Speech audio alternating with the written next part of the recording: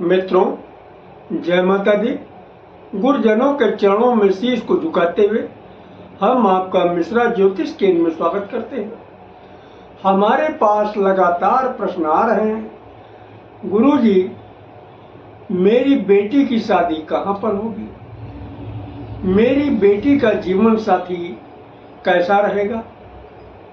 गुरुजी मेरे बेटे की शादी कहाँ पर होगी? मेरे बेटे के लिए दुल्हन कैसी मिलेगी? गुरुजी मेरी शादी कहाँ होगी?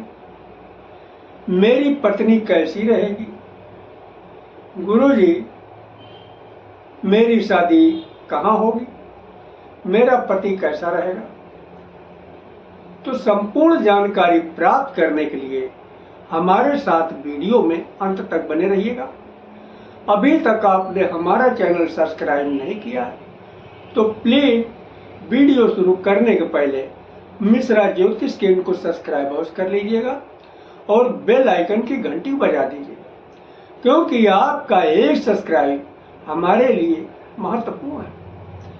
देखिए, आपकी शादी कहाँ पर होगी, किससे होगी, इसको आप 2 मिनट में बड़े आसानी से जान सकते हैं। भले ही आपको ज्योतिष की ABCD भी न मालूम, मैं आपको बहुत ही आसान तरीके से वो तरीका बताने वाला हूँ जिससे आप 2 मिनट में स्वयं ये जान सकते हैं कि आपकी शादी कहाँ पर होगी और आपका जीवन साथी कैसा होगा। तो आप अपनी जन्म कुंडली को खोलिएगा। दूसरे या तीसरे पन्ने पे आपको लग्न कुंडली या जन्म कुंडली के नाम से इस तरीके से पन्ना एक नक्शा दिखाई देगा। किसी किसी में जन्मांक लिखा होता है, जन्मांक लिखा हो, लग्न कुंडली लिखी हो, जन्म कुंडली लिखी हो, बात एक ही है।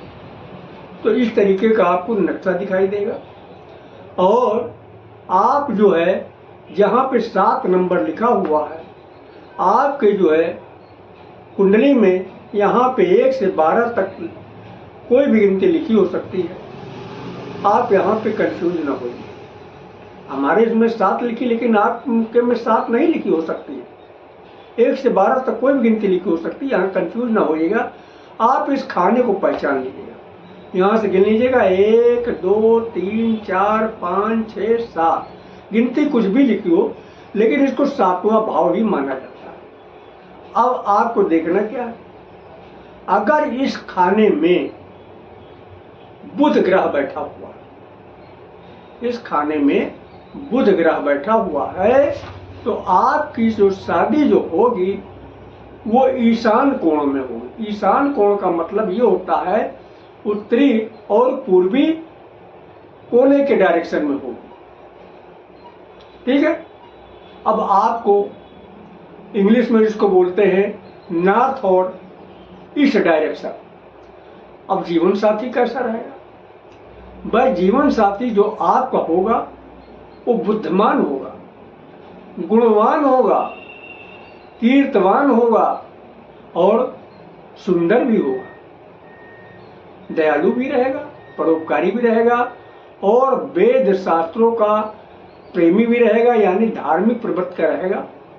लेकिन झगड़े झंझट से वो अपने को दूर रखेगा। और अब अगर इस स्थान पे आपके यानी विवाह स्थान पे 7वें स्थान पे अगर शुक्र बैठा हुआ, तब क्या होगा? अगर यहाँ पे शुक्र बैठा है तो आपका विवाह पूर्व दिशा में हो, यानी ईस्ट जो है दिशा में होगी, यानी पूर्वी दिशा में। अब आपका जीवन साथी कैसा होगा? आपका जो जीवन साथी होगा काम शास्त्र में प्रवीण होगा, विषयी होगा, भोगी होगा, रजोगुणी होगा, देवज्ञानी, वो देवताओं को पूजन पाठ में भी रहेगा, शास्त्रों का अच्छा ज्ञाता भी होगा और उसके अधिक दोस्त भी होंगे, मित्र अधिक होंगे, श्रृंगार प्रिय होगा, अच्छे कपड़े पहनने वाला होगा। और अगर इस सप्तम स्थान पे यानी विवाह स्थान पे अगर चंद्रमा बैठा है, अगर चंद्रमा बैठा है तो आपका विवाह आग्नेय कोण में हो। आग्नेय कोण का मतलब यह है पूरब और दक्षिण दिशा के कोने की जो है दिशा को लेकर के होगा, यानी ईस्ट और साउथ की जो है डायरेक्शन में होगा। अब आपका जो जीवन साथी कैसा होगा? जीवन साथी जो सात्विक प्रवृत्ति का होगा, काम शास्त्र में निपुण भी होगा, लेकिन शील युक्त होगा, जितेंद्रिय होगा, यानी अपने कामेंद्रियों को पर संयम करने वाला होगा, गुणी होगा, समाज में मान प्रतिष्ठा होगी और ज्ञानी होगा आपका जीवन साथी। अब अगर इस स्थान पे यानी विवाह स्थान पे सप्तम स्थान पे अगर गुरु बैठा हुआ, जो गुरु बृहस्पति बैठे हैं, तो आपका जो विवाह है नॉर्थ जो दिशा में होगा, उत्तर दिशा में होगा।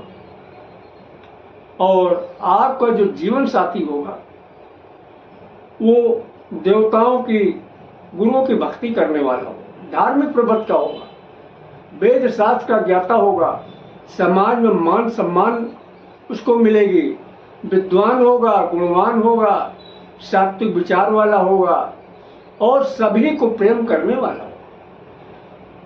और उम्र बढ़ने पे पुत्र पौत्र सब होंगे इसके पास और रंग इसका साफ होगा, यानी रंग इसका साफ होगा। और अगर अब इस स्थान पे यानी विवाह, इसको विवाह स्थान भी बोलते हैं, सप्तम स्थान भी बोलते हैं, जीवन साथी स्थान भी बोलते हैं, इस स्थान पे आपकी कुंडली में सूर्य बैठा हुआ, तो अब आपका विवाह लोकल में ही होगा, यानी जहां पे आपका जन्म हुआ है, जहां पे आप रह रहे हैं, तो वहीं के इर्द गिर्द में होगा, ज्यादा दूर पे नहीं होगा। और जो आपका जीवन साथी होगा क्रोधी होगा, गुस्सैला होगा, कामी भी होगा, अधिक विषयी होगा, तेजस्वी होगा, प्रतापी भी होगा और गरम चरपड़ा भोजन उसको प्रिय होगा आपके जीवन साथी। अब अगर आपका जीवन साथी के स्थान पे यानी सप्तम स्थान पे अगर आपके मंगल बैठा हुआ, तो आपका जो विवाह होगा वो दक्षिण दिशा में होगा, यानी साउथ की दिशा में होगा, साउथ के डायरेक्शन में। और आपका जो जीवन साथी होगा धनी होगा, लेकिन क्रोधी ज्यादा होगा, विषयी होगा और नास्तिक टाइप का होगा, वेद और भगवान को ज्यादा नहीं मानेगा, वो न के बराबर माने। अहंकारी होगा, यानी अपने को हुई, यानी अपनी गलती नहीं मानेगा, वो अपने को ही दूसरे को गलती गलत ठहराएगा, खुद नहीं गलती मानेगा।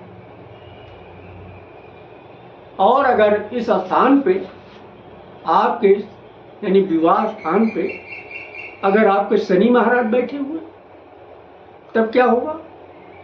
तब आपका विवाह पश्चिम दिशा में होगा, यानी वेस्ट के डायरेक्शन में होगा, पश्चिम दिशा में होगा आपका विवाह। और आपका जो जीवन साथी होगा थोड़ा सा उसका रंग दबा होगा, थोड़ा सा रंग उसका दबा होगा, और वो अपना जो है मतलब चाहे जैसे भी वो निकाल लेगा, यानी अगर निष्ठा भी करना पड़े तो उसमें भी वो पीछे नहीं हटने वाला, उसका मतलब निकलना चाहिए। और उसकी जो मित्र मंडली होगी वो दुष्टों की मित्र मंडली होगी, यानी उसके जो मित्र होंगे विश्वसनीय नहीं होंगे उसके लिए भी, और वो दूसरों का अहित कर देने वाला ही होगा। योग यानी देवी देवताओं को नहीं मानेगा, गुरुओं को निंदा करने वाला होगा यानी कुटिल टाइप का होगा जो आपका जीवन साथी होगा। तो अगर आप हमारे द्वारा अपनी जन्म कुंडली का प्रेडिक्शन कराना चाहते हैं तो उसके लिए आपको मामूली सा शुल्क देना होगा। इसे आप हमारी मेहनताना समझ सकते हैं। हमारा संपर्क सूत्र है 9807225523 मिश्रा ज्योतिष केंद्र, कानपुर, उत्तर प्रदेश। हमारे द्वारा दी गई जानकारी आपको अच्छी लगी तो मिश्रा ज्योतिष केंद्र को सब्सक्राइब करें, लाइक करें और अपने इष्ट मित्रों में अधिक से अधिक शेयर करें तथा कमेंट बॉक्स में जय माता दी अवश्य लिखें। जय माता की।